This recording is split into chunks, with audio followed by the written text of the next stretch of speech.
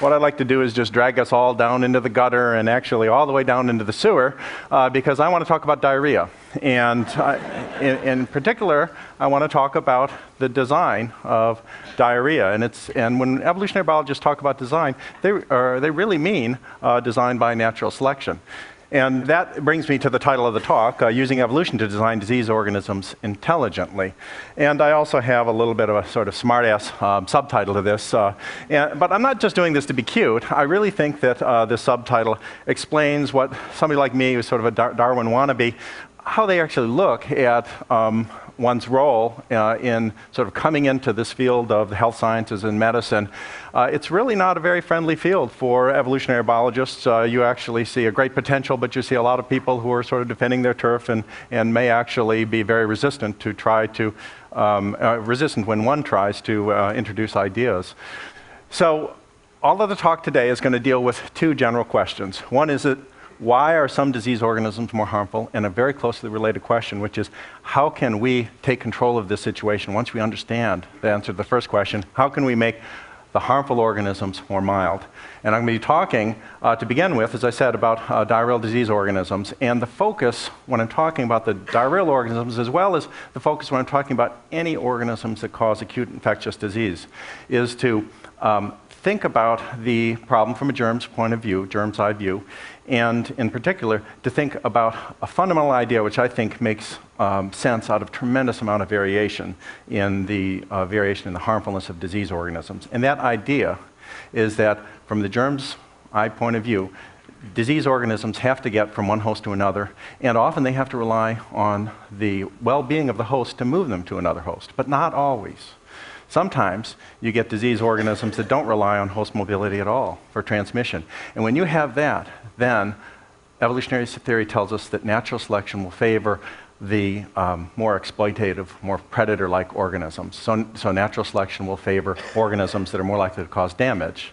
If instead transmission to another host requires host mobility, then we expect that the winners of the competition will be the milder organisms. So if the pathogen doesn't need the host to be healthy and active, natural selection favors pathogens that take advantage of those hosts. The winners in the competition are those that exploit the host for their own reproductive success. But if the host needs to be mobile in order to transmit the pathogen, then it's the benign ones that tend to be the winners. So I'm going to begin by applying this idea to diarrheal diseases. Diarrheal disease organisms get transmitted in basically three ways. They can be transmitted from person-to-person contact, person to food, then to person contact when somebody eats contaminated food, or they can be transmitted through the water. And when they're transmitted through the water, unlike the first two modes of transmission, these pathogens don't rely on a healthy host for transmission. A person can be sick in bed and still infect tens, even hundreds of other individuals.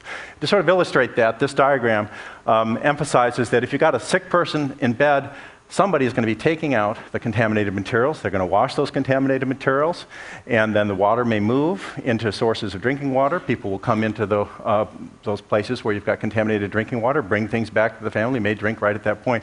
The whole point is that a person who can't move can still infect many other individuals. And so the theory tells us that when diarrheal disease organisms are transported by water, we expect them to be more predator-like, more harmful. And you can test these ideas. So one way you can test is just look at all diarrheal bacteria and see whether or not the ones that tend to be more transmitted by water tend to be more harmful. And the answer is, yep, they are. Now I put those names in there just for the bacteria buffs. But the main point here is that a lot of them here I can tell. The main point here is that those data points show a very strong positive association between the degree to which a disease organism is transmitted by water and how harmful they are, how much death they cause per untreated infection. So this suggests we're on the right track, but this, to me, suggests that we really need to ask some additional questions. Remember the second question that I raised in the outset was, how can we use this knowledge to make disease organisms evolve to be mild? Now this suggests that if you could just block waterborne transmission, you could cause disease organisms to shift from the right-hand side of that graph to the left-hand side of that graph. But it doesn't tell you how long. I mean, if this would require thousands of years, then it's worthless in terms of controlling of these pathogens. But if it could occur in just a few years, then it might be a very important way to control some of the nasty problems that we haven't been able to control. In other words, this suggests that we could domesticate these organisms. We could make them evolve to be not so harmful to us. And so, as I was thinking about this, I focused on this organism, which is the L-tor biotype of the organism called Vibrio cholerae. And that is the species of organism that is responsible for causing cholera. And the reason I thought this is a really great organism to look at is that we understand why it's so harmful. It's harmful because it produces a toxin, and that toxin is released when the organism gets into our intestinal tract. It causes fluid to flow from the cells that line our intestine into the lumen, the internal chamber of our intestine, and then that fluid goes on the only way it can, which is out the other end, and it flushes out thousands of different other competitors that would otherwise make life difficult for the Vibrios. So what happens if you've got an organism that produces a lot of toxin, after a few days of infection, you end up having, the fecal material really isn't so disgusting as we might imagine. It's sort of cloudy water, and if you took a drop of that water, you might find 1 million diarrheal organisms. If the organism produced a lot of toxin, you might find 10 million or 100 million. If it didn't produce a lot of this toxin, then you might find a smaller number. So, the task is to try to figure out how to determine whether or not you could get an organism like this to evolve towards mildness by blocking waterborne transmission, thereby allowing the organism only to be transmitted by person-to-person contact or person-food-person contact, both of which would really require that people be mobile and fairly healthy for transmission. Now, I can think of some possible experiments. One would be to take a lot of different strains of this organism, some that produce a lot of toxin, some that produce a little, and take those strains and spew them out in different countries. Some countries that might have clean water supplies, so that you can't get waterborne transmission, you expect the organism to evolve to mildness there. Other countries in which you've got a lot of waterborne transmission, there you expect these organisms to evolve towards a high level of harmfulness, right? There's a little ethical problem in this experiment. And I was hoping to hear a few gasps, at least that makes me worried a little bit. But anyhow, the laughter makes me feel a little bit better. And this ethical problem's a big problem. Just to emphasize this is what we're really talking about. Here's a girl who's almost dead. She got rehydration therapy. She's being perked up. Within a few days, she was looking like a completely different person. So we don't want to run an experiment like that. But interestingly, just that thing happened in 1991.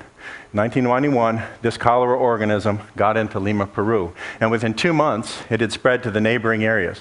Now, I don't know how that happened, and I didn't have anything to do with it.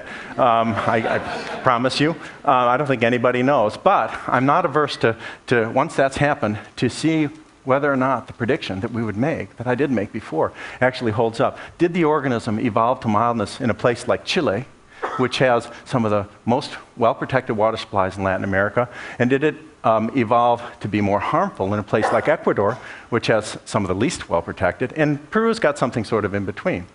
And so with funding from the Bozak-Kruger Foundation, I got a lot of strains from these different countries, and we measured their toxin production in the lab, and we found that in Chile, within 2 months of the invasion of Peru, you had strains entering Chile.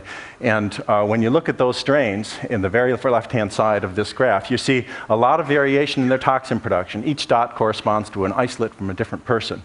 A lot of variation on which natural selection can act. But the interesting point is if you look over the 1990s, within a few years, the organisms evolved to be more mild. They evolved to produce less toxin. And to just give you a sense of how important this might be, if we look in 1995, we find that there's only 1 case of cholera on average reported from Chile every 2 years. So it's controlled the population. That's how much we have in America, cholera that's acquired endemically. And we don't think we've got a problem here. They solved the problem in Chile. But before we get too confident, we better look at some of those other countries and make sure that this organism doesn't just always evolve towards mildness. Well, in Peru it didn't. And in Ecuador, remember, this is the place where there's the highest potential of waterborne transmission. It looked like it got more harmful. In every case, there's a lot of variation, but something about the environment that people are living in, and I think that the only realistic explanation is that it's the degree of waterborne transmission, favored the harmful strains in one place and mild strains in another.